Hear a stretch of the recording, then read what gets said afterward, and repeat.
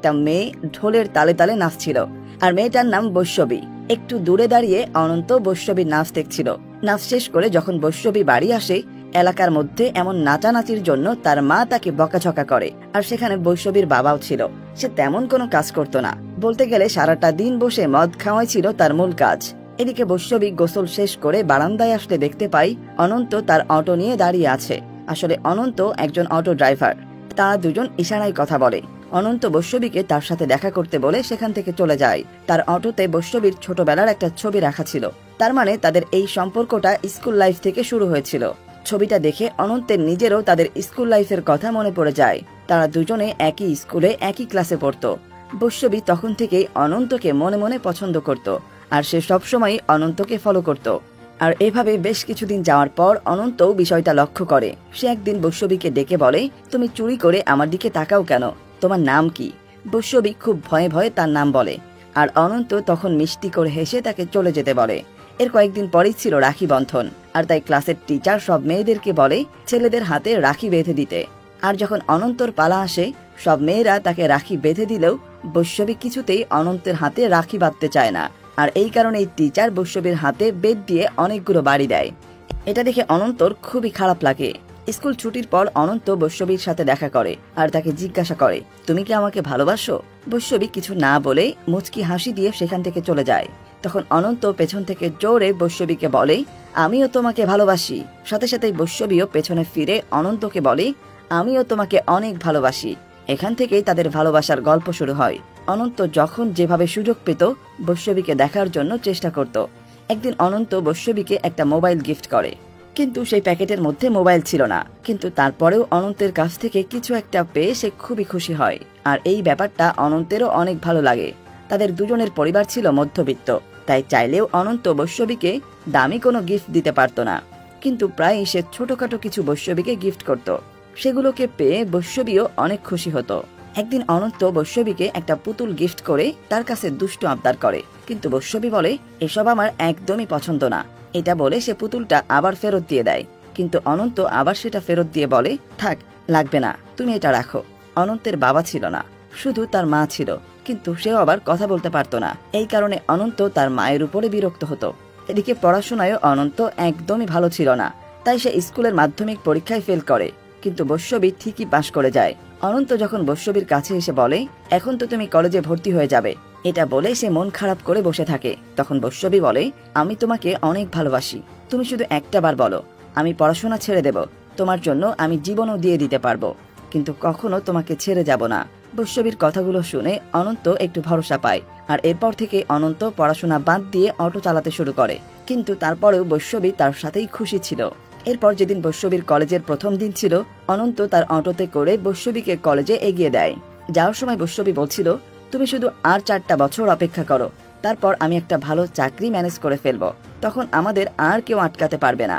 বৈষ্ণবী বারবার ভয় পাচ্ছিল এই কলেজ জীবন যেন তাদেরকে আলাদা না করে দেয়। কিন্তু অনন্ত তাকে বারবার সাহস দিয়ে যাচ্ছিল আর বলছিল, ভয়ের কিছু নেই, এমন কিছুই হবে না। এরপর বৈষ্ণবীকে নামিয়ে দেওয়ার সময় অনন্ত তার কাছে একটা হাঁক চায়, কিন্তু বৈষ্ণবী আবারও মুখ গোমরা করে বলে তার এটা পছন্দ না। আর এতে অনন্ত একটু রাগ করে, আর বৈষ্ণবী তখন এভাবে তার রাগ ভাঙায়। তাদের ভালোবাসাটা আসলেই অনেক সুন্দর ছিল। বৈষ্ণবী তার বান্ধবীর সাথে কলেজে আসলে দেখতে পাই সেখানে সব ছেলেমেয়েরা অনেক মডার্ন ছিল, আর সেই সাথে প্রায় সবাই বড়লোক ফ্যামিলির সন্তান। কিন্তু বৈষ্ণবী আর তার বান্ধবীর পোশাক আশাক দেখে ক্লাসের সবাই তাদের সাথে মজা করতে থাকে। কিন্তু তখন শ্বেতা নামের একটা মেয়ে এসে বৈষ্ণবীর সাথে বন্ধুত্ব করে। শ্বেতা যখন তার সিটে গিয়ে বসে, তখন তার বান্ধবী তাকে জিজ্ঞাসা করে, তুই ওই মেয়েগুলোর সাথে কেন বন্ধুত্ব করলি? ওদের পোশাক আশাক দেখেছিস? ওদের সাথে কি আমাদের লেভেলে যায়? তখন শ্বেতা তার বান্ধবীকে বলে, আরে ওদের সাথে তো বন্ধুত্ব করেছে কাজ করানোর জন্য। অন্যদিকে বৈষ্ণবী তার বান্ধবীকে জিজ্ঞাসা করে, আমি কি দেখতে খুবই খারাপ? তখন তার বান্ধবী তাকে বলে, আরে মোটেই না, তোর পরিবার তোকে অনেক ভালোবাসে, আর তোর বয়ফ্রেন্ডও তোকে পাগলের মতো ভালোবাসে। কলেজ শেষ হলে অনন্ত আবার তাকে নিতে আসে, আর সেদিন অনন্ত বৈষ্ণবীকে সত্যি সত্যি একটা ফোন গিফট করে। একজনের কাছ থেকে টাকা ধার করে অনন্ত বৈষ্ণবীর জন্য এই ফোনটা কিনে দিয়েছে। ফোনটা পেয়ে বৈষ্ণবী অনেক বেশি খুশি হয়। অনন্ত তাকে বলে, এখন থেকে আমাদের মধ্যে আর কোনো দূরত্ব থাকবে না, মন চাইলেই তুমি আমার সাথে কথা বলতে পারবে। বৈষ্ণবী বাড়ি ফিরে তার মাকে ফোনটা দেখায় আর বলে, আমার কলেজের বন্ধুরা অনেক বড় লোক, তাদের মধ্যে একজন আমাকে ফোনটা গিফট করেছে, বৈষ্ণবীর মা একটু লোভী প্রকৃতির ছিল, তাই সে কোনো প্রশ্ন না করে তার মেয়েকে বলে, তুইও তাদের সাথে এমন ভাবে থাকবি যেন তুই নিজেও বড় লোক। কিন্তু বৈষ্ণবী যখন তার ফোনটা বাবাকে দেখায়, তখন তার বাবা বলে, কেউ কাউকে কোনো কারণ ছাড়া কোনো গিফট করে না, আর তুমি একজনের কাছ থেকে কিছু নিলে তাকেও কিছু দিতে হয়। কিন্তু বৈষ্ণবী তার বাবার কথা অতটা গায়ে লাগায় না। সারা রাত সে অনন্তর সাথে কথা বলে। পরের দিন কলেজে গেলে তার তেমন একটা ভালো লাগছিল না। এমন সময় কলেজে বিরাজ নামের একটা ছেলের এন্ট্রি হয়। সে অনেক বড়লোক ঘরের সন্তান ছিল, সেই সাথে স্টাইলিশ আর হ্যান্ডসাম। বিরাজ এসে তাদের সাথে বসলেই শ্বেতা তাকে সবার সাথে পরিচয় করিয়ে দেয়। বৈষ্ণবীর সাথে হাত মেলানোর সময় বিরাজ তাকে বলে, তুমি অনেক সুন্দর। আর এটা শুনে বৈষ্ণবীর অনেক ভালো লাগে। কলেজের পর কিছু ছেলে বৈষ্ণবীকে দাঁড় করিয়ে মজা নিচ্ছিল, তখন বিরাজ এসে ছেলেগুলোকে ভাগিয়ে দেয়। আর সে বৈষ্ণবীর সাথে ফ্রেন্ডশিপ করতে চায়, কিন্তু বৈষ্ণবী কিছু না বলে দাঁড়িয়েছিল। তাই বিরাজ চলে যেতে লাগলে বৈষ্ণবী তাকে ডাক দিয়ে তার সাথে ফ্রেন্ডশিপ করে। আর এরপর থেকে বৈষ্ণবী কলেজে বেশি সময় দিতে থাকে। ক্লাস ফাঁকি দিয়ে তার মডার্ন বান্ধবীদের সাথে সে উল্টাপাল্টা জিনিস ট্রাই করতে থাকে। কিন্তু এই ব্যাপারগুলো বৈষ্ণবীর বান্ধবীর একদমই পছন্দ হচ্ছিল না, তাই সে বৈষ্ণবীর থেকে দূরে সরে যায়। একদিন শ্বেতা বৈষ্ণবীকে রাত্রে একটা পার্টিতে অ্যাটেন্ড করতে বলে, কিন্তু বৈষ্ণবী জানায় তার কোনো ভালো কাপড় চোপড় নেই যেটা পরে সে পার্টিতে যাবে। তখন শ্বেতা আর তার বান্ধবীরা বৈষ্ণবীকে শপিং করতে নিয়ে যায়। তাকে অনেকগুলো মডার্ন ড্রেসও কিনে দেয়। আর তাকে কিছু ড্রেস কিনে দেওয়ায় বৈষ্ণবীর কাছে শ্বেতা এখন সব থেকে ক্লোজ বান্ধবী। আর শ্বেতা তাকে একটা পার্লারে নিয়ে এসে ফেসিয়াল করায়। অন্যদিকে অনন্ত তখন ধারের টাকা শোধ করতে না পেরে আরো কিছু টাকা ধার নেয়। সেদিন শপিং করার পর অনন্ত বৈষ্ণবীকে নিতে আসলে সে মুখ ঢেকে তার সাথে দেখা করে। অনন্ত বারবার মুখ খুলতে বললেও বৈষ্ণবী কিছুতেই মুখটা খুলছিল না, তাই অনন্ত জোর করেই তার মুখ খুলে দেয়। আর দেখতে পাই বৈষ্ণবী এখন একদম মডার্ন হয়ে গেছে। অনন্ত তাকে বলে, তুমি কলেজে যাওয়ার পর থেকে অনেক বদলে গেছো। বৈষ্ণবী তখন অনন্তকে বলে, আমার বান্ধবীরা আমাকে আজকে একটা পার্টিতে ইনভাইট করেছে, কিন্তু তুমি না বললে আমি সেখানে যাব না। অনন্ত তখন সোজা নিষেধ করে দেয়। সে বলে, পার্টিতে অনেক ধরনের খারাপ কাজ হয় আর সবাই নেশা করে, তোমার সেখানে যাওয়ার কোনো দরকার নেই। কিন্তু বৈষ্ণবী তাও আবদার করে যে আমি ওসব কিছুই করব না, আমি শুধু জাস্ট একটু এনজয় করব, আর পার্টি কেমন হয় সেটা দেখব। তুমি আমার উপর ভরসা করতে পারো। কিন্তু বৈষ্ণবী অনন্তের কথা না শোনায় তাদের মধ্যে ঝগড়ার সৃষ্টি হয়। আর বৈষ্ণবী রাগ করে সেখান থেকে চলে আসে। বাসায় আসলে বৈষ্ণবীর মা তাকে দেখে অনেক খুশি হয় আর বারবার তাকে এই বড়লোক বন্ধুদের সাথে মিশতে বলে। একই সময় অনন্ত ছাদে তার বন্ধুদের সাথে কথা বলছিল। সে তার বন্ধুদেরকে বলে তার মনটা খুবই খারাপ, কারণ বৈষ্ণবী দিন দিন পাল্টে যাচ্ছে আর তার কোনো কথাই শুনতে চাচ্ছে না। এদিকে বৈষ্ণবী তখন রেডি হয়ে পার্টিতে যায়। তাকে এই মডার্ন ড্রেসে দেখে বাকি মেয়েদের তো চোখ কপালে উঠে যায়। শ্বেতা তখন তাকে একটা ড্রিঙ্কসের অফার করে। প্রথমে বৈষ্ণবী সেটা খেতে চাচ্ছিল না, কিন্তু এরপর কি মনে করে এক নিঃশ্বাসে ড্রিঙ্কসটা শেষ করে। এতে তার নেশা হয়ে যায় আর সেখানে থাকা ছেলেদের মাঝখানে এসে নাচানাচি করতে থাকে। পরের দিন সকালে বৈষ্ণবী নিজের বাড়িতে ঘুমাচ্ছিল। অনন্তের ফোনে তার ঘুম ভাঙে। অনন্ত যখন তাকে এগিয়ে দিচ্ছিল তখন তাদের মধ্যে কথা হচ্ছিল। অনন্ত এতক্ষণ ভাবছিল বৈষ্ণবী হয়তো গত রাতে পার্টিতে যায়নি, কিন্তু বৈষ্ণবী তখন অনন্তকে বলে সে গত রাতে পার্টিতে গিয়েছিল এবং মদ খেয়ে ছেলেদের সাথে নাচানাচিও করেছে। কিন্তু অনন্ত ভাবে বৈষ্ণবী হয়তো তার সাথে মজা করছে। অন্যদিকে কলেজের ফিরাদের সাথে বৈষ্ণবীর খুব একটা ভালো সম্পর্ক গড়ে ওঠে, কিন্তু তাদের এই বন্ধুত্বের কথা অনন্ত কিছুই জানত না। একদিন কলেজ শেষে ফিরাজ বৈষ্ণবীকে তার গাড়িতে করে বাসায় এগিয়ে দেওয়ার অফার দেয়, কিন্তু বৈষ্ণবীর বান্ধবী তার সাথে যেতে না চাইলেও বৈষ্ণবী কিছু না ভেবেই ফিরাজের গাড়িতে উঠে পড়ে। এদিকে অনন্ত তখন বাইরেই বৈষ্ণবীর জন্য অপেক্ষা করছিল, তাই সে বারবার বৈষ্ণবীকে ফোন দিচ্ছিল, কিন্তু বৈষ্ণবী ফোনটা ধরছিল না। আর ফিরাজ তাকে কে ফোন করছে জানতে চাইলে বৈষ্ণবী উত্তর দেয় তার এক ফ্রেন্ড ফোন দিচ্ছে, তেমন ইম্পর্টেন্ট কিছু না। সে এখানে বিরাজের কাছ থেকে অনন্তের কথাটা লুকিয়ে যায়। আর এখানে বোঝা যায় বৈষ্ণবী ধীরে ধীরে অনন্তর থেকে দূরে সরে যাচ্ছে। এদিকে অনন্ত যার থেকে টাকা ধার নিয়েছিল সে ফোন দিয়ে অনন্তকে থ্রেট দেয়। পরের দিন কলেজে বৈষ্ণবীর বান্ধবী তাকে জিজ্ঞাসা করে সে ফিরাজকে কেন অনন্তের সাথে তার সম্পর্কের কথা জানাচ্ছে না। বৈষ্ণবী তখন তার বান্ধবীকে বলে, এটা আমার পার্সোনাল ব্যাপার, আমি কলেজের কাউকে এই বিষয়টা জানাতে চাই না। তুই কি আমার পপুলারিটি দেখে হিংসা করছিস? এটা শুনে বৈষ্ণবীর বান্ধবী তার পাশ থেকে উঠে অন্য বেঞ্চে চলে যায়।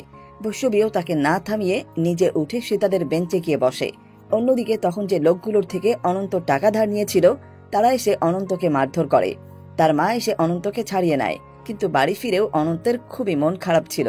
তার মা তাকে নিজের কিছু জমানো টাকা দেয়, কিন্তু অনন্ত তার মায়ের টাকাগুলো হাতে নিয়ে ছুঁড়ে মারে। আসলে সে তার মায়ের কথা না বলতে পারার বিষয়টাতে অনেক রাগ করত। এদিকে কলেজে ফিরাজ তখন বৈষ্ণবীকে একটা আইফোন গিফট করে, কিন্তু প্রথমে বৈষ্ণবী ফোনটা নিতে চাচ্ছিল না। তারপরও সে ফোনটা নেয় এরপর সে অনন্তর কাছে এসে ফোনটা দেখায় আর তাকে বলে, আমার একটা ফ্রেন্ড আমাকে ফোনটা গিফট করেছে। সেই সাথে বলে, তোমার দেওয়া ফোনটা দিয়ে ভালো ছবি আসতো না, কিন্তু এই ফোনটাতে অনেক ভালো ছবি আসে। বৈষ্ণবীর কথা শুনে অনন্তর মনটা খারাপ হতে লাগে, কারণ এমনিতেই সে এতগুলো টাকা ধার করে তাকে একটা ফোন কিনে দিয়েছিল, কিন্তু এখন বৈষ্ণবীর কাছে সেই ফোনটার কোনো দামই নেই। তাই অনন্ত তখন বৈষ্ণবীকে তার বর্তমান অবস্থাগুলো বলতে থাকে, কিন্তু বৈষ্ণবী তার কথার কোনো গুরুত্ব না দিয়ে সেখান থেকে চলে যায়। তার এমন পরিবর্তনে অনন্তর আরো মন খারাপ হয়। এরপর রাতে সে বৈষ্ণবীকে ফোন দিয়ে দেখা করতে বলে, কিন্তু বৈষ্ণবী প্রথমে দেখা করতে না চাইলে অনন্ত একটু রাগ করায় বৈষ্ণবী আবার দেখা করতে রাজি হয়। আর সেখানে এসেও সে আইফোন নিয়েই ব্যস্ত ছিল। বৈষ্ণবী তখন অনন্তর দেয়া ফোনটাকে কম দামি বলে, আর সে এটাও জানায় ওই কম দামি ফোন সে আর ইউজ করবে না, সেটা তার মাকে দিয়ে দেবে। এটা শুনে অনন্ত প্রচন্ড রেগে যায়। সে বৈষ্ণবীর হাত থেকে আইফোনটা নিয়ে আছাড় মারে। এতে বৈষ্ণবী অনন্তের উপর রাগ করে বলে, তুমিও আমার বান্ধবীর মতো, আমি ভালো আছি এটা তুমি দেখতেই পারছো না। এই কথা শুনে অনন্ত খুবই কষ্ট পায়। সে রাগ করে বৈষ্ণবীকে বলতে থাকে, তোমার ফোনের জন্য আমি আমার অটো বন্ধক রেখে টাকা নিয়েছিলাম, আর পাওনাদারি সে আজকে আমার গায়ে হাত তুলেছে। এর আগে আমার গায়ে হাত দেওয়ার মতো সাহস কারো ছিল না। আর তুমি এখন যে সৌন্দর্য নিয়ে অহংকার করছো, তোমার মেকআপ আর মডার্ন জামা কাপড় খুলে ফেললে আবার আগের বৈষ্ণবীতে ফিরে আসতে হবে। তুমি একটা সাধারণ মেয়ে, কলেজের রঙিন দুনিয়া দেখে নিজেকে স্পেশাল ভাবার কিছুই নেই। অনন্ত খেয়াল করে বৈষ্ণবী তখন কান্না করছে। সে বুঝতে পারে রাগের মাথায় সে অনেক বেশি কথা বলে ফেলেছে, তাই বৈষ্ণবীকে সরি বলে জড়িয়ে ধরে। কিন্তু বৈষ্ণবী তাকে জিজ্ঞাসা করে, আমি কি দেখতে সুন্দর না? এটা বলে সেখান থেকে চলে যায়। পরের দিন অনন্ত বৈষ্ণবীকে বারবার ফোন দিতে থাকলেও সে আর ফোন ধরে না। এমনকি কলেজ শেষে অনন্ত তার জন্য বাইরে অপেক্ষা করছিল, কিন্তু বৈষ্ণবী তাকে ইগনোর করে অন্য অটোতে সেখান থেকে চলে যায়। পরের দিন কলেজে ফিরাজ এসে বৈষ্ণবীকে তার জন্মদিনের পার্টিতে ইনভাইট করে, কিন্তু বৈষ্ণবী যেতে চায় না। তাই ফিরাজ তাকে ইমোশনালি ব্ল্যাকমেইল করে। তাকে বলে, যদি তুমি না আসো তাহলে আমি জন্মদিন পালন করব না। তাই বাধ্য হয়ে বৈষ্ণবী রাজি হয়। কিন্তু কিছুদিন ধরে সবকিছু নিয়ে বৈষ্ণবী বেশ টেনশনে ছিল, তাই সে পার্টিতে বেশি ড্রিঙ্কস করে ফেলে। এরপর ফিরাজ এসে পার্টিতে সবার সামনে বৈষ্ণবীকে প্রপোজ করে, কিন্তু বৈষ্ণবী নেশার ঘরে তাকে বলে, আমি তোমাকে ভালোবাসি না। ঠিক সেই সময় তার ফোনে অনন্ত বারবার কল দিচ্ছিল। সে একটু সাইডে এসে ফোন রিসিভ করে অনন্তকে বলে, জি স্যার, আমি একজন প্রস্টিটিউট বলছি, আপনার আমাকে কখন প্রয়োজন স্যার, বলুন। এটা শুনে অনন্ত বুঝতে পারে আগের দিনের কথায় বৈষ্ণবী এখন রেগে আছে, তাই সে কান্না করে দেয়। সে বারবার বৈষ্ণবীকে সরি বলে আর তাকে বলে, আমি আর কখনো তোমাকে এমন রাগ করে কিছু বলবো না, তুমি প্লিজ আমার সাথে রাগ করে থেকো না। তোমার যা করতে ইচ্ছা হয় তুমি সব করো, আমি তোমাকে আর কিছুতেই নিষেধ করব না, কিন্তু এটা মনে রেখো আমিও তোমাকে অনেক ভালোবাসি। এরপর আমরা দেখি বৈষ্ণবী ক্লাবের ভিতরে এসে বসেছে। বিরাজও তার পাশে এসে বসে আর তাকে আবারও প্রপোজ করে আর তার থেকে একটা কিস চায়। তখন অনন্ত বৈষ্ণবীকে ফোনে মেসেজ পাঠায় আই লাভ ইউ লিখে। বৈষ্ণবী অনন্তকে আই লাভ ইউ টু লিখে রিপ্লাই দেয়। অন্যদিকে ফিরাজকেও কিস করে, আর রিপ্লাই পেয়ে অনন্ত তখন বৈষ্ণবীর একটা ছবিতে কিস করে। ব্যাপারটা একটু চিন্তা করে দেখুন, কি বিশ্রী সিচুয়েশন। একই সাথে দুইজনের ইমোশনকে অপমান করে বৈষ্ণবী। পরদিন সকালে ঘুম থেকে উঠে তার গত রাতের ঘটনাগুলো মনে পড়ে। সেই কাজের জন্য খুবই ডিস্টার্ব ছিল, তাই সাথে সাথে ফিরাজকে ফোন করে বলে, গত রাতে আমি একটু বেশি ড্রিঙ্কস করে ফেলাই, আমাদের মধ্যে যেটা হয়েছে সেটা ইচ্ছা করে হয়নি।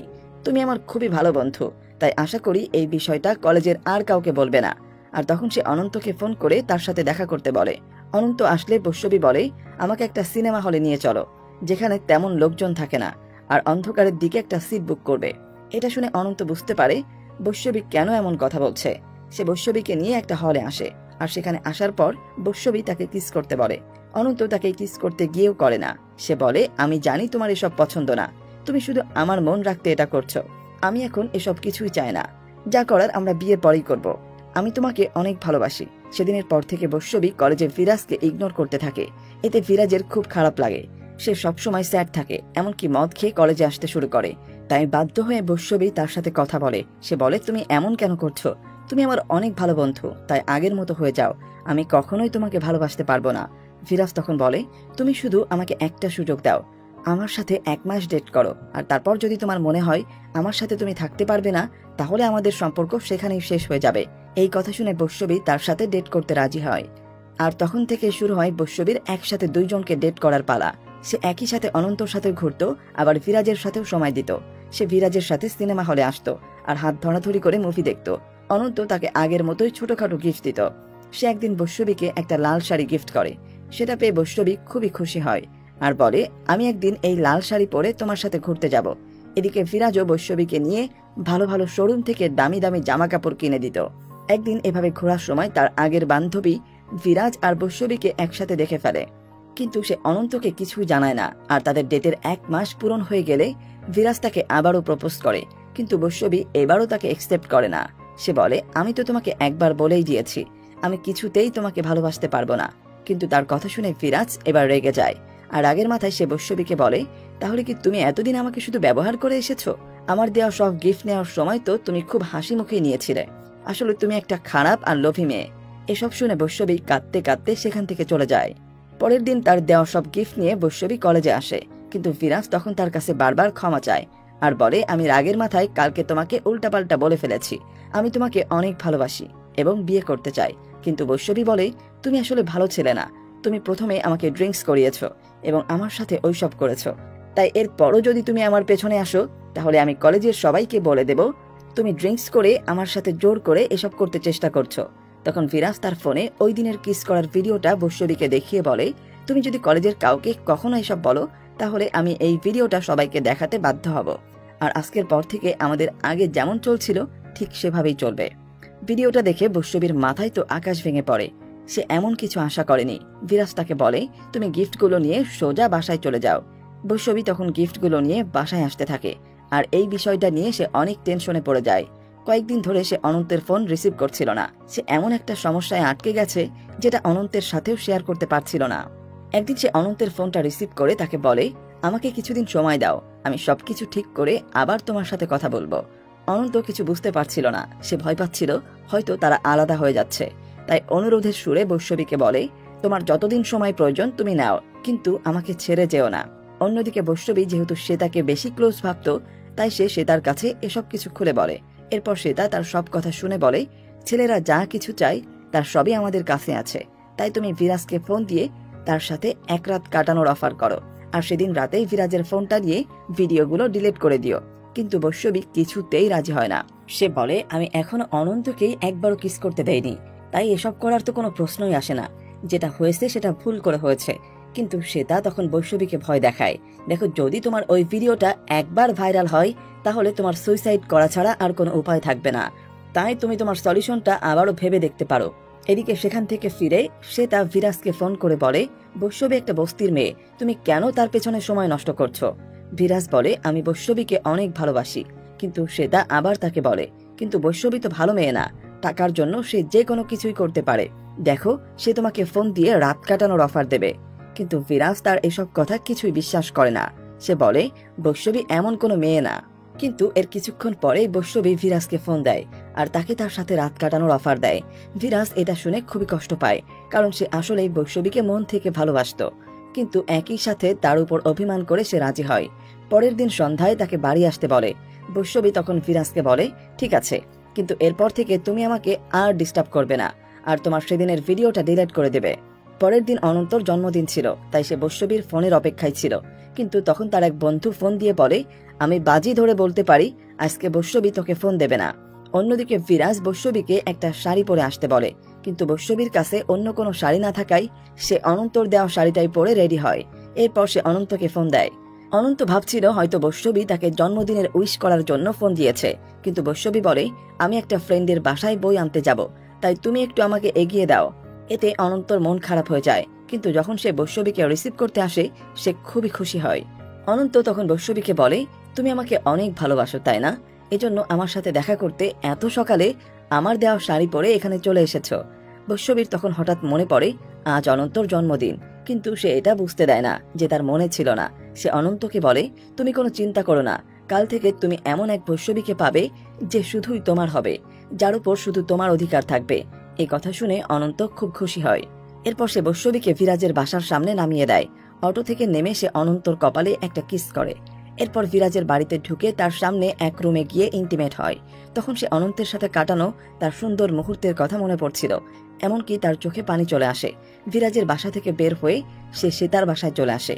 সেখানে সে আবারও মদ খায় আর সীতাকে বলে অনন্ত আমাকে প্রথমেই বলেছিল এমন কিছু আমার সাথে হবে, কিন্তু আমি তার কথাই গুরুত্ব দেইনি। এমনকি আমার বান্ধবী বলেছিল, কিন্তু আমি তার সাথে ফ্রেন্ডশিপ রাখিনি। আর এখন আমি একটা খারাপ মেয়ে। আসলে বৈষ্ণবী তার কাজের জন্য খুবই অনুতপ্ত ছিল, কিন্তু সেখানে অনন্তর বন্ধু হারসা ছিল, আর সে আড়াল থেকে বৈষ্ণবীর এই কথাগুলো ভিডিও করে রাখে। এরপর শ্বেতা বৈষ্ণবীর সাথে বিরাজের সেই কিস করা ভিডিওটা দেয়। সেখান থেকে বের হয়ে হারসা অনন্তর সাথে দেখা করে, আর সে বলে, আজকে তোর জন্মদিন, তাই চল তোকে একটা মেয়ের কাছে নিয়ে যাব, তুই তার সাথে রাত কাটাবি। কিন্তু এটা শুনে অনন্ত বলে, কি বলছিস তুই এসব, তুই কি পাগল নাকি? আমি বৈষ্ণবীকে অনেক বেশি ভালোবাসি, তাই ওর কথা বাদে আর কাউকে এসব ব্যাপারে চিন্তাই করতে পারি না। তখন হারসা বলে, কিন্তু বৈষ্ণবী তো এমনটা করেছে। আর এটা বলে সে বৈষ্ণবী আর বিরাজের কিস করার ভিডিওটা অনন্তকে দেখায়। এটা দেখে অনন্তর পায়ের নিচ থেকে মাটি সরে যায়। সে কিছুতেই মানতে পারছিল না যে বৈষ্ণবী তার সাথে এমন কিছু করতে পারে। তার প্রচন্ড বুকে ব্যথা হতে থাকে, যাকে সে নিজের সবকিছু দিয়ে এত বেশি ভালোবেসেছে, সে কিভাবে এমনটা করতে পারে। রাগে ক্ষোভে অনন্ত ঠিক করে সে বৈষ্ণবীকে মেরে ফেলবে। তাই একটা ছুরি নিয়ে রাতে সে বৈষ্ণবীর বাসায় আসে, কিন্তু সেখানেও বৈষ্ণবীর ঘুমন্ত চেহারা দেখে সে কিছুই বলতে পারে না। অনন্ত বৈষ্ণবীর পাশে বসে একা একাই কথা বলতে থাকে। সে বলে, তুমি কিভাবে আমার সাথে এমনটা করতে পারলে? আমার দেওয়া শাড়ি পরে তুমি সেখানে গেলে, আমি নিজেই তোমাকে সেখানে এগিয়ে দিয়ে আসলাম, কিন্তু কিছুই বুঝতে পারলাম না। অনন্ত প্রচুর কান্না করছিল। এই দৃশ্য দেখে যে কারো হৃদয় ভেঙে যেতে বাধ্য। এরপর অনন্ত সেখান থেকে চলে আসে। পরের দিন বিরাজ শ্বেতার সাথে দেখা করে আর তাকে বলে, আমি তোমার কথা শুনে অনেক বড় ভুল করে ফেলেছি। আমি বৈষ্ণবীর সাথে অন্যায় করে ফেলেছি, তাই ওকে সরি বলবো, আর আমি তাকে বিয়ে করব। এটা শুনে শ্বেতা বিরাজকে অনন্তের কথা বলে। বিরাজ জিজ্ঞেস করে, বৈষ্ণবীর যদি বয়ফ্রেন্ড থাকে তাহলে সে আমার সাথে ঘনিষ্ঠ কেন হবে? শ্বেতা তখন বলে, তুমি বড় লোক, তাই তোমার টাকার লোভে পড়েই বৈষ্ণবী এসব কিছু করেছে। এরপরে বিরাজ বৈষ্ণবীর মহল্লায় আসে তার সাথে কথা বলার জন্য। এ সময় অ্যাড্রেস জিজ্ঞেস করতে করতে সে অনন্তর কাছেই বৈষ্ণবীর অ্যাড্রেস জানতে চায়। অনন্ত তাকে বৈষ্ণবীর ঠিকানায় নিয়ে যেতে লাগে। অনন্ত একটা ক্যাপ পরে নিজের মুখ আড়াল করে রেখেছিল। বৈষ্ণবীর বাসার সামনে আসলে বিরাজ বৈষ্ণবীকে ফোন করে বাইরে আসতে বলে। বৈষ্ণবী বাইরে এসে অটোতে বসে। বিরাজ তাকে জিজ্ঞাসা করে, তোমার কি বয়ফ্রেন্ড ছিল? তাহলে তুমি আমার সাথে ইন্টিমেট হলে কেন? এটা শুনে বৈষ্ণবী তার কাছে হাত জোর করে সেখান থেকে চলে যেতে বলে, কিন্তু বিরাজ কিছুতেই শুনতে যাচ্ছিল না। সে বৈষ্ণবীর বাসায় গিয়ে এ ব্যাপারে কথা বলতে চায়, কিন্তু বৈষ্ণবী বারবার তাকে এখান থেকে চলে যাওয়ার জন্য রিকোয়েস্ট করে। এদিকে অটোতে বসেই অনন্ত তখন বৈষ্ণবীকে কল দেয়। বৈষ্ণবী ফোনটা রিসিভ না করে বিরাজকে পরে দেখা করে সব কথা বলবে বলে বের হয়ে যায়। আর কিছু দূর এসে সে অনন্তর কলটা ধরে। অনন্ত তখন লাউড স্পিকারে বৈষ্ণবীর সাথে কথা বলে। এতে বিরাজ বুঝে যায় যে অনন্তই আসলে বৈষ্ণবীর বয়ফ্রেন্ড, আর তাই তারা দুইজনে এবার একসাথে বৈষ্ণবীর ফেস করার প্ল্যান করে। অনন্ত কিছু দূরে এসে বৈষ্ণবীকে ডেকে জিজ্ঞাসা করে, কোথায় গিয়েছিলে? বৈষ্ণবী তাকে মিথ্যা বলে যে আমার এক ভাইয়ের সাথে দেখা করতে গিয়েছিলাম। কিন্তু অনন্ত তার সাথে কথা বলতে বলতে পেছনে তাকিয়ে থাকে, আর এটা দেখে বৈষ্ণবীও পেছনে ফিরে তাকায়। আর সেখানে বিরাজ দাঁড়িয়ে ছিল। সে বিরাজকে ধরে পেছনে নিয়ে যায় আর তাকে বলে, তুমি প্লিজ এখানে কিছু বলো না, তুমি চলে যাও, আমি পরে তোমার সাথে এই বিষয়ে কথা বলবো। সে ভুলেই গিয়েছিল পেছনে এখন অনন্ত দাঁড়িয়েছিল। অনন্ত এসব কিছু দেখে একা একাই কাঁদছিল। এটা দেখে বৈষ্ণবী আবার তার কাছে এসে তাকে বলে, তুমি প্লিজ আমাকে ভুল বুঝো না, আমি তোমাকে অনেক বেশি ভালোবাসি। এই কথা শুনে বিরাজ পেছন থেকে জোরে বলে ওঠে, যদি তুমি ওকেই ভালোবেসে থাকো তাহলে আমার সাথে কেন রাত কাটালে? এটা মহল্লার সবাই শুনে ফেলে, আর বৈষ্ণবী এসে বিরাজকে একটা চড় মারে। কিন্তু বিরাজ রাগে তার গলা চেপে ধরে তাকে আবারও প্রস্টিটিউট বলে। এটা অনন্ত সহ্য করতে পারে না, তাই সে এসে বিরাজকে মারতে শুরু করে। কিন্তু বিরাজ তখন বৈষ্ণবীকে ছেড়ে দিয়ে অনন্তকে বলে, ও যদি খারাপ না হয় তাহলে তোমাকে ভালোবাসা সত্ত্বেও আমার সাথে কেন রাত কাটালো? এলাকার সবার সামনে এসব কিছু বলাই বৈষ্ণবী একটা ছুরি দিয়ে নিজের হাত আর গলা কেটে ফেলে। এসব দেখে মহল্লার লোকে বিরাজ আর অনন্তকে মারতে শুরু করে, আর তাদেরকে পুলিশের কাছে দিয়ে দেয়। পুলিশও তাদের দুইজনকে থানায় নিয়ে গিয়ে অনেক মারধর করে। কিন্তু কিছুক্ষণ পর বিরাজকে ছেড়ে দেওয়ার জন্য থানায় ফোন আসে। আসলে সে তো বড় লোকের ছেলে ছিল, তাই তাদের ওঠা বসাও ছিল ক্ষমতাবান মানুষের সাথে। কিন্তু অনন্তকে পুলিশ আর ছাড়ে না। অনন্তর মা বারবার থানায় এসে তার ছেলেকে ছেড়ে দিতে ইশারা করে, কিন্তু পুলিশ তাকে ছাড়ে না। অন্যদিকে হাসপাতালে বৈষ্ণবী তখন আস্তে আস্তে সুস্থ হতে শুরু করে। কিছুদিন পর অনন্তকে পুলিশ ছেড়ে দেয়, কিন্তু বাড়ি এসেও সে কিছুই খেতে পারছিল না। তখন তার মা সেখানে আসে, আর বাড়ির দলিল সহ কিছু সোনা গহনা অনন্তকে দিয়ে বলে, এসব কিছু বিক্রি করে দিয়ে সে যেন তার ধারগুলো পরিশোধ করে আর নতুন করে জীবন শুরু করে। এর কিছুদিন পর বৈষ্ণবী সুস্থ হয়ে বাড়ি ফিরে আসে। সেদিন মহল্লায় ঢুকে বৈষ্ণবী দেখে অনন্তের মা আগের দিন রাতে স্ট্রোক করে মারা গেছে, আর অনন্ত তার মায়ের লাশ সামনে রেখে কান্নাকাটি করছে। যে মা তাকে এত ভালোবাসতো, আর সে তার সাথে সারা জীবন বাজে ব্যবহার করে গেছে, কথায় কথায় তাকে রাগ দেখাতো। এমন সময় সেখানে ওই লোকটা আসে যার থেকে অনন্ত টাকা ধার নিয়েছিল। সে বলে, তোমার মা গতকালই আমাকে টাকাগুলো ফেরত দিয়েছিল, কিন্তু এগুলো আমার দরকার নেই, এগুলো তুমি রেখে দাও। এটা দেখে অনন্ত আরো বেশি কান্না করতে থাকে। অন্যদিকে বৈষ্ণবীও তখন বাসায় ফিরে কান্নাকাটি করতে থাকে। অনন্তের জন্য তারও অনেক বেশি খারাপ লাগছিল, কিন্তু অনন্ত এর পরে আর বৈষ্ণবীর সাথে কোনো কন্ট্যাক্ট করে না। অনন্তের কোনো খবর না পেয়ে বৈষ্ণবী তার বাবাকে নিয়ে অনন্তকে খুঁজতে বের হয়। খুঁজতে খুঁজতে বৈষ্ণবী অনন্তকে একটা ওভারব্রিজের উপর শুয়ে থাকতে দেখে, আর তার অবস্থা খুবই খারাপ ছিল। সে বৈষ্ণবীকে সেখান থেকে চলে যেতে বলে। বৈষ্ণবী তার কাছে বারবার করে ক্ষমা চাইতে থাকে, আর সে আরেকটা সুযোগ চায়। সেই সাথে বলে, আমি একটা ছোট্ট ভুল করে ফেলেছিলাম, আর সেটা লুকাতে গিয়ে আরো একটা বড় ভুল করে ফেলেছি, কিন্তু আমি তোমাকে অনেক বেশি ভালোবাসি, তাই আবার তোমার কাছে ফিরে এসেছি, আমাকে মাফ করে দাও, তুমি যা বলবে আমি তাই করব। তখন অনন্ত বলে, আমিও তোমাকে প্রচন্ড ভালোবাসতাম, কিন্তু যতটা ভালোবাসতাম তার থেকেও বেশি ঘৃণা করি এখন। এটা শুনে বৈষ্ণবী তাকে জড়িয়ে ধরে। অনন্ত বারবার তাকে ছেড়ে দিতে বলে, আর বলে, তুমি আমার সামনে থেকে চলে যাও, আর তা না হলে আমি এখান থেকে লাফ দিয়ে সুইসাইড করব। এটা শুনে বৈষ্ণবী তাকে ছেড়ে দেয়। অনন্ত বৈষ্ণবীর মুখটা ধরে তাকে শেষবারের মতো মন ভরে দেখে, আর তারপর সে বৈষ্ণবীর পায়ে পড়ে যায় আর তাকে বলে, আমি তোমার পায়ে পড়ছি, তুমি আমার সামনে থেকে চলে যাও, তোমার চেহারাটা যদি আমি আরেকবার দেখি তাহলে হয়তো তোমাকে আর যেতে দিতে পারবো না। এটা শুনে বৈষ্ণবী কান্না করতে করতে সেখান থেকে চলে আসে। অনন্ত একবারও মাথা তুলে তার দিকে তাকায় না। বর্তমানে অনন্ত শুধু অটো চালায় আর মদ খায়। তার জীবনটা এলোমেলো হয়ে গেছে। ভবিষ্যৎ আর নিজেকে নিয়ে তার কোনো চিন্তাই নেই। বাঁচার ইচ্ছাটাই মরে গেছে তার। একদিন অটো নিয়ে যাওয়ার সময় একটা লোক তাকে থামালে পাশে তাকিয়ে অনন্ত দেখে একটা বাড়ির দেওয়ালে বৈষ্ণবী আর তার সাথে আরেকটা ছেলের ছবি টানানো হয়েছে। আসলে এখানে বিয়ের অনুষ্ঠান হচ্ছিল, তার মানে বৈষ্ণবী এখন একটা ছেলের সাথে বিয়ে করছে। অনন্ত ভেতরে তাকালে দেখতে পায় বৈষ্ণবী সেখানে থাকা মানুষগুলোর সাথে অনেক হাসি ঠাট্টা করছে, কিন্তু অনন্তর দিকে চোখ পড়তেই তার চোখে পানি চলে আসে। অনন্ত এটা দেখে এক নিঃশ্বাসে তার কাছে থাকা মদের বোতল ফাঁকা করে ফেলে আর সেখান থেকে চলে যায়। যাওয়ার সময় দেখা যায় তার অটোর পেছনে কিছু একটা লেখা রয়েছে। আসলে এখানে লেখা ছিল, একটা মেয়ের ভালোবাসায় তিলে তিলে মরার থেকে একেবারে মরে যাওয়াই ভালো। কিন্তু আজও অনন্তের অটোতে সেই স্কুলের বৈষ্ণবীর ছবিটা লাগানো ছিল, যেই বৈষ্ণবীকে সে অনেক অনেক বেশি ভালোবাসত।